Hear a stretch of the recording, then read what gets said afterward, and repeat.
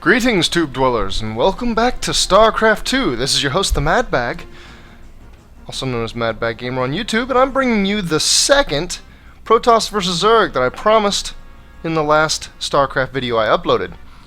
So again, I'll be playing Protoss on my primary account. I shall be facing the Master Level Zerg Reza! Protoss vs. Zerg. Let's jump to it.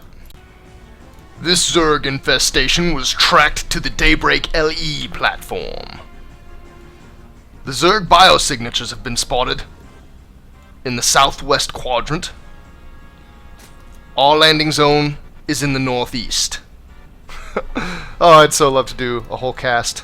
In storyline, in voice, in character. There's no way I could do that, though. I'm not that good. I'm not that sly, that savvy, that on point. So, as I said, bottom left, top right, Daybreak LE, Protoss vs. Zerg. I'm opening with that pylon on the low ground for the Forge Fast Expand, and this game will be somewhat similar to the previous. So to recap, I'm just laughing at a little chat there. I'll restrain myself from repeating it. To recap, in the last Protoss vs. Zerg, it was mostly normal with a 4-gate pressure coming out from me after doing a Forge Fast Expand that failed due to a large number of lings. The Zerg that I fought in that game produced strictly lings to defend my early 4-gate, and so I followed up with a very radical adjustment to my build. I built Colossi. I figured he might be doing a Zergling focused build, like Zergling Infestor or something along the lines, and I figured that going straight to Colossi after just a few Immortals would be okay and would be a good idea, and I was punished for it, as the Zerg ended up going Roaches. And with Zerglings and Roaches, and just Zerglings and Roaches, he did a lot of damage to me. Now in that game I also mentioned liking this build better. Come on, do it. Slap it out. 400 minerals, there it is. Bam! Liking a 15 Nexus better than a Forge First. Now I wasn't able to block the hatchery for very long, so his hatchery goes down at about the same time as my Nexus. My Forge goes down with what looks like it might be perfect timing to be able to get a cannon up by the time he gets Zerglings to my base. Now, he's not even building the Zerglings right off. It looks like, I'm not exactly sure, I guess minerals? Yes. He's building 2 Zerglings. Because he got the hatchery down after the pool, but still around the 14 to 15 food mark, he can't have a whole lot of minerals to build Zerglings. And here I'm coming in to check once again. It looks like, I'm not sure if I saw that other gas again, but just seeing that he hasn't taken a gas yet lets me get a little bit of a bead on what he is and is not doing. There my cannon is. The construction time looks like it would be quick enough to defend the lings. The lings aren't even coming my direction, though. He wants to feel safe before he gets aggressive because he's doing a macro build. At least so far it's a macro build. There are various points that a Zerg, or any race for that matter, the player of any race, could skew heavily towards aggression. Many points where you could turn your build into an all-in. He's going to stick to the macro for right now, though. 1 gas comes out. Oh, in a second. Okay. 2 gas. That's pretty regular at this point. Because you get the gateway late, of course you don't need the gas until now. You don't need the gas after Forge. That'd be ridiculous. But even so, even once you get the gateway down, you don't necessarily need to get the gas as quick as you would in, say, a 1-gate expand. You can delay it a little longer than that even. But if you do so, you probably need to get 2 down once you do. Having 2, if you get them late, will allow you the 100 gas for the Stalker and the Research, so we'll watch my gas count. It actually looks like I'm taking my sweet time saturating it. That's not a good sign. I do still have a probe on the map. I have checked his third. I was getting ready to say I haven't, but it looks like I have went in to check his third. Seeing that a Zerg has taken his third after you take your natural is very important, as I echoed in the last game and as I'm sure I've said before. If he doesn't take that third, his minerals are going somewhere else, and that's dangerous. Loose minerals. They could just turn up an army and show up at your base all of a sudden. You don't want that. It looks like I did have the gas, although supply blocked myself a little bit. Nuances of the build. Oh, nuances of being bad. I'm going to send the first Zealot over. It looks like he's got enough lings on the map that with a queen, and, you know, just any handful of these lings that are in any given part of his base at any time, he could probably pretty easily defend just the Zealot. And he's taken 2 gases, but he's taken them as natural. I like this. This can be tricky. If by chance I scout him, if I scout him by ground, say with a worker or with this Zealot, there's almost no way I can get into the main. A Zerg, if he's on his game, will totally keep me out of his main with almost complete certainty. So taking the gas down at his natural first, if I do scout this, might make me think that he's doing something real tech crazy, because I might assume that he has all 4 gas. I wouldn't really know. It looks like my plans are for aggression. I do have a Zealot and a Stalker in the mix, and I have a probe hidden that can do a proxy pylon. Now, my research is getting very close, and I've whipped out how many gates here? A total of 4. It looks like it's just 4 gates right now, nothing else. I am getting the +1, although it's quite late for this push. So it looks like the +1 may line up with either an Immortal push that comes after, or maybe it'll line up with a +2. We'll just have to see. And I'm getting good damage done on the Queen. The Queen is pretty quick on creep, but not quick enough to run away from a Stalker. And if you don't keep microing, not even quick enough to run away from a Zealot. Now he's off creep, and he doesn't quite have speed yet, but it's closing. It's just a few seconds away, probably 20 by the looks of it. Yeah, a little over. A little under now, actually. And his production is getting ready to pop off in a way that should shut this 4-gate down. Now, if you do a 4-gate, the whole idea is that you're going to do a lot of pressure earlier than a Zerg would expect. If you're not doing a 4-gate, like if you want to do a 6-gate, you probably shouldn't do the 6-gate. You should just hold off until you have 2 Immortals, build a Warp Prism with it, and then 6-gate push. You shouldn't rush straight to the 6-gate. If you're doing a 6-gate, you're not really rushing the gates so much as you are the Immortals and the Warp Prism.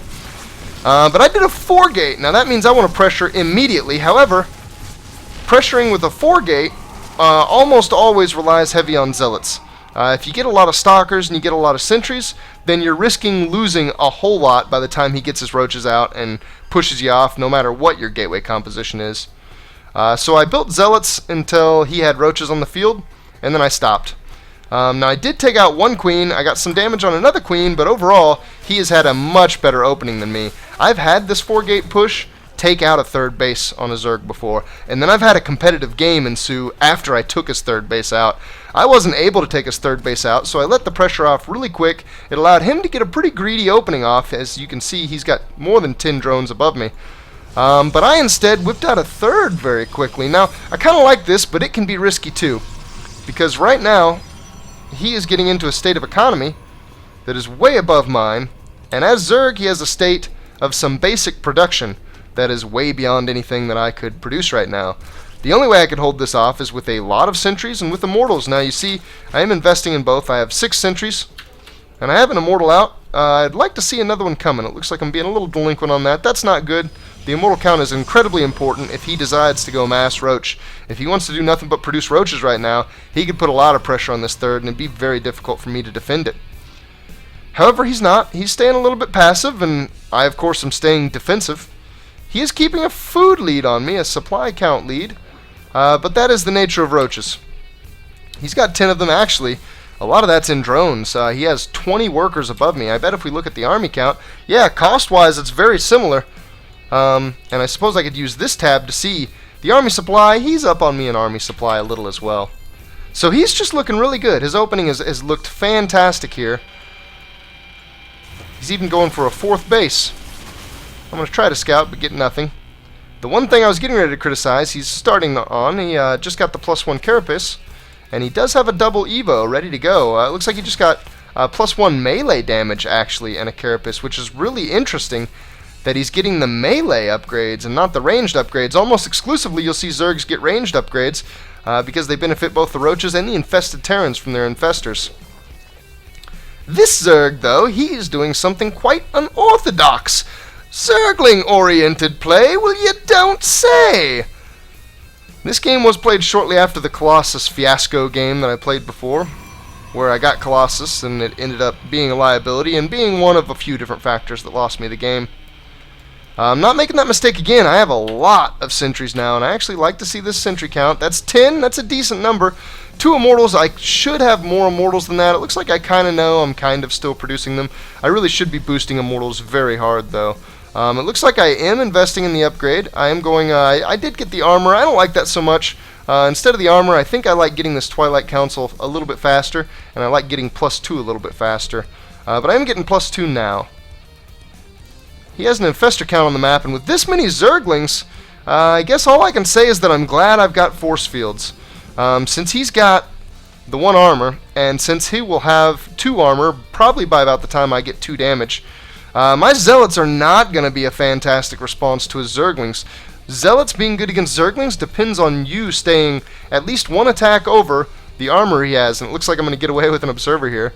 2 fungal growths will perfectly kill an Observer if you let the first one run its course. So he did let the first one run its course, although he was just a little bit too relaxed about it, and I was able to get it away. He's not very happy about the escape. I love his Overlord coverage. This is just...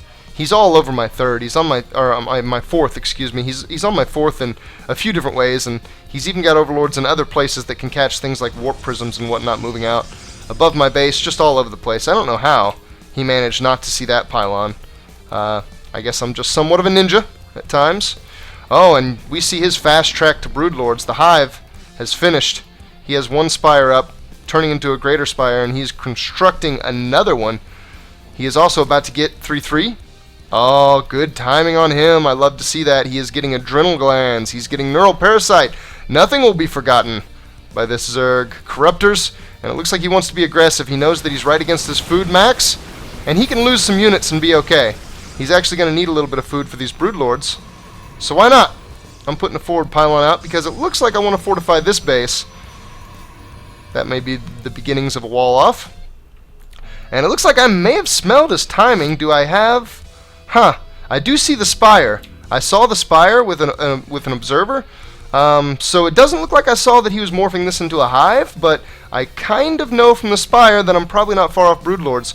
Generally speaking, this is the time, too. If the game has been calm, if there hasn't been aggression, then 15, 16, maybe as late as 17 minutes if the Zerg's not perfectly on his game, that's when the Zerg can get Broodlords. Now, he's got great fungal growths here. I've got some pretty decent force fields, but his overall upgrades are just, they're just one up on me. He's got the 2-2, whereas I'm at a 2-1. The fungal growths are really the story of this, though. He is whittling my army away, slowly but surely. His army has been all but decimated, and my reinforcements may allow me to do a little damage here. I'm not going to kill a single infestor. He's going to burrow them. I don't see an observer in this immediate game space, and here his Ling Rally is going to carry him home. It's going to totally destroy my army while the Broodlords morph. 8 Broodlords. I was able to take out an orbital base, however that was a base that had no mining, and it looks like I'm suiciding my Zealots in hopes of getting drone kills. I will be denied. I had a forward pylon, now I'm going to lose some of that. Shouldn't matter. My supply is... my supply cap. I have enough pylons that it's not going to change anything. I am starting a wall over here. However, it's wide open on this side, and Zerglings are fast enough that that's really no difference. One of these entrances is basically as good as the other. And it looks like he's going to hit the map now. He's going to find all my little ninja pylons. And I'm going to have to try to catch up very quickly to him in food count. Now, I'm about to complete +3, which is great, although he's completing 3-3, which is not so great for me. I am trying to get a fleet beacon and heading towards a mothership. In the interim, I'm trying to spend money on whatever I can. So I've got a Void Ray coming. I don't like to see that this is inactive. With this Ling count, I don't need Immortals, but a Warp Prism would be nice, and getting a Colossi at this point would be nice. So as we see his force move out here, and as we see a very menacing battle ahead for me, I want to exemplify the difficulty with timing your Colossi. So Colossi would be great to have in this situation for 2 reasons. A, they can get shots off on infestors as the infestors move into fungal. That's the first and foremost reason that Colossi would be great. B, they deal with mass Zergling very well. Sometimes you'll see Zergs have roaches at this stage instead of this chunk of Zerglings. At this point in time in a Protoss base, you can afford at least 2 robos, and even if he has roaches instead of Zerglings, it's a good idea to have one producing Colossi at least most of the time, and fitting a mix of Observers, Warp Prisms, and Immortals into the other one. So the reason I say 2 is so that you can get 2 to 3 Colossi out quickly, and also so that you can produce Observers, Warp Prisms while doing some of the other stuff. Warp Prisms are incredibly important in this situation, as it's the only real way I can be aggressive. His Broodlord army, it's kind of in a defensive position, but if he moves his Broodlord army up to right here, then if he sees me counterattacking, he can just push in and kill me. And with a Broodlord army, he could probably kill my base faster than I could run some Blinkstalkers through his base. Now, he has given me time to bulk back up, and I have a very nice composition specifically for sniping Broodlords out, but not for dealing with the rest of what he has. Infestors and Zerglings. Now here come the Blink. Here come the Fungal Growths. He's going to surround my Stalkers very quickly, and his Fungal Growths are great, but it looks like my Stalkers are just getting in under his Broodlords. Now you can see that the Broodlings and the Broodlords focused almost entirely on Stalkers throughout that battle. If I would have had maybe 2 or 3 Colossi, I might have been able to snipe out his Infestors in that battle while taking out his Broodlord count, and this would not have looked nearly as hopeless as it does now. However, it does look quite hopeless. Even having killed that Broodlord, even producing a Mothership, his Lings are going to again wipe out literally my entire army. I have to warp in Zealots, as that's the only thing that can deal with his Lings, and Charge Lots deal pretty well with Infestors as well. But he's going to get to take out this base, and oh, even worse, he's got just enough energy for a Neural Parasite. Now he is getting a Corruptor count back out, and if I poked around over here, I could probably find where he has a pack of, a pack of Corruptors. I actually do not know where they are. I expected him to have them already. Oh, it looks like, I actually don't know. But it is abysmal on my side of the map. I do have a little bit of forces here and there. He was able to infest tearing down my Mothership, so I lost it haphazardly, and there you have another defeat to a Master level Zerg. So the thing I want to tie into these two games is I think that if I had timed Colossi right in both of the games, it would have drastically changed the outcome. Another thing, there was a lot of things that I did wrong in this game, but if I could have gotten anything in on this, I could have even suicided Zealots and Dark Templars towards this, or maybe even suicide Zealots towards this and then kill this with Dark Templar. That would have changed a lot. Really, what I'm doing with my robotics facility is where I want to put the emphasis. Having a second robotics facility, I think, once I get a third base saturated, will allow me to do a lot of things that will make my overall force a lot more efficient against Zerg. Whereas I've been trying to stick to basic units, Stalkers, Zealots, Gateway heavy units, and maybe mix in a few Immortals against Zerg to just try to outplay him. I'm thinking that's not working. I need to get a little bit technical, but I need to do it at the right times. I can't get Colossi too early because they're a really expensive unit, and when your army's small, they can get sniped easy. However, at this point, going this late into the game, I needed Colossi to help pick off some of these Infestors whenever I engaged, and to help me deal with swells of Zerglings and even high Broodlord counts, or high Broodling counts, I should say, off of high Broodlord counts. So there that is. We'll take a look at the score screen real fast. Reza, solidly mounting the Mad Bag. Oh, economy breakdown, yep, that shows it. I killed some drones with a little bit of Zealot harass here and there, but overall, most of these drones, the reason this is way over 100 is because he was sinking it in spine crawlers, just like any good Zerg should when he gets to that late game scenario. The graphs show I was competitive, at least. There was even a point in time where I did a push right before his Broodlords came out, but alas, he defended it beautifully. I think this push, this 15-minute push, should have had at least 2 Colossi in it. I think that's the timing that is best. And then here, his swell of Broodlords and my continuous downfall. Resource collection rate, this shows the rocky opening. Right here, I should have been stunting his economy with my build, and it didn't quite work out like that. His roach timing was perfect, and he stayed solidly above me and was able to just turn that into all the advantage he needed to round the game out.